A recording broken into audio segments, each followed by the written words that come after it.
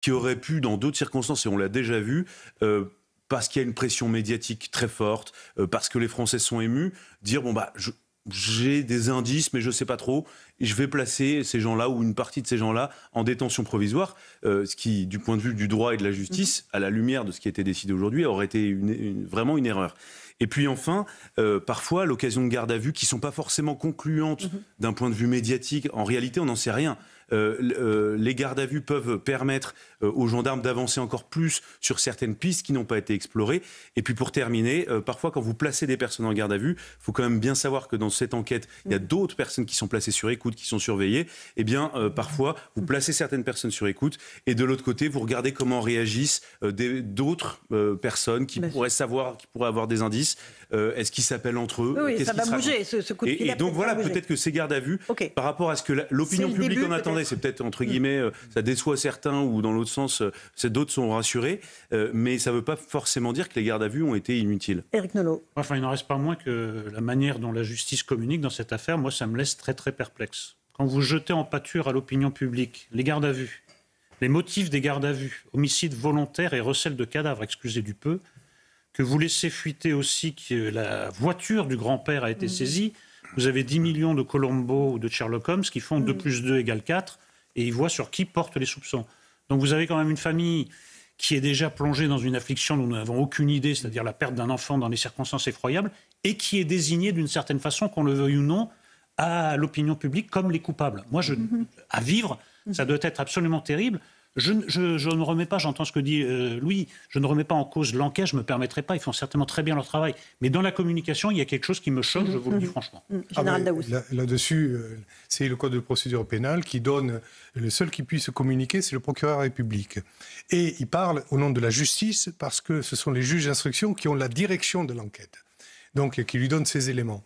Maintenant, derrière, si il ne communique pas, on va s'interroger parce qu'on saura de toute façon qu'il y a une garde à vue. Et on ne peut pas sortir la famille de l'équation comme ça. Si ce n'est pas fait, déjà, il faut savoir que la famille aurait dû, le grand-père, la grand-mère, être en garde à vue à peu près la semaine qui suivait la remise en situation.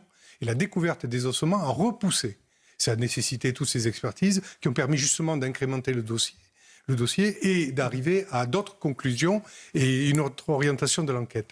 Donc, communique pas, on apprend qu'il y a une garde à vue, on va encore plus s'interroger.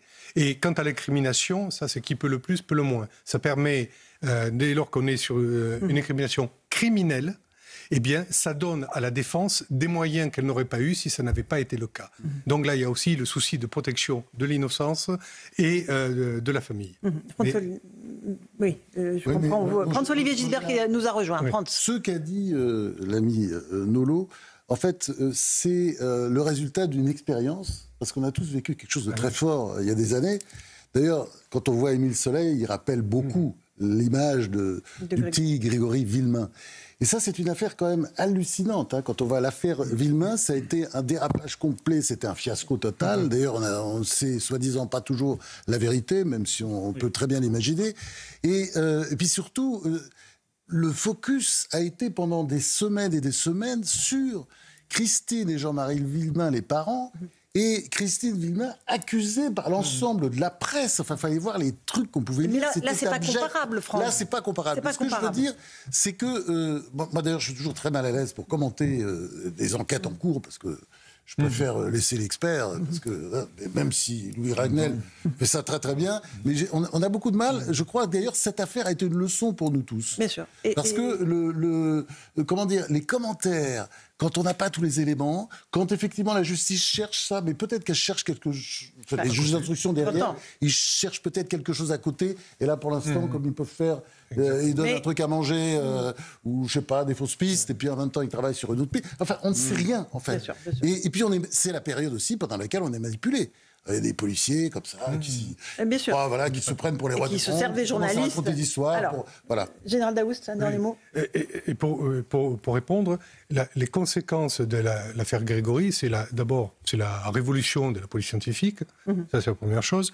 Et la seconde, c'est justement l'intervention du procureur qui a été introduite dans la loi pour éviter cette chasse journalistique qui était normale. On essaye de savoir. Très bien. Je sais bien.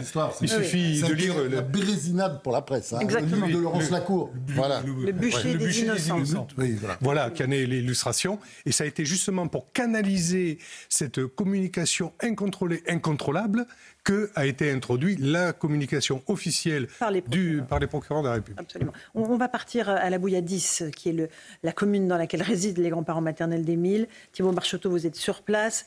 Dans quel état d'esprit sont les habitants de la commune depuis qu'ils ont appris que ces interpellations, ces gardes à vue avaient été levées ?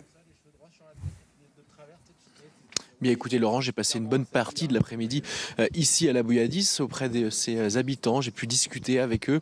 Beaucoup connaissent d'ailleurs ce couple, les grands-parents maternels d'Émile Soleil. Je vous propose d'écouter leurs propos. Beaucoup ont d'ailleurs écouté la conférence de presse du procureur de la République un petit peu plus tôt ce matin. Ça me fait mal au cœur pour ce petit Émile, qui est si adorable. J'aimerais bien que quand même la vérité éclate. Je sais que les enquêtes, c'est très long à faire. Il faut trouver les preuves. On ne peut pas accuser sans preuve non plus. Donc, tant qu'on ne saura pas la vérité, mais bon, on espère que la vérité va éclater rapidement quand même. C'est dommage de ne pas savoir ce qui s'est passé. J'ai un petit-fils qui a 2 ans et demi, donc qui a le même âge. Donc pensez bien que c'est super désolant. Beaucoup ont salué également le travail de la section de recherche de la gendarmerie de Marseille pour ce qui est des grands-parents d'Émile entrant dans leur domicile ici à la Bouilladis vers 8h après plus de 40 heures de garde à vue.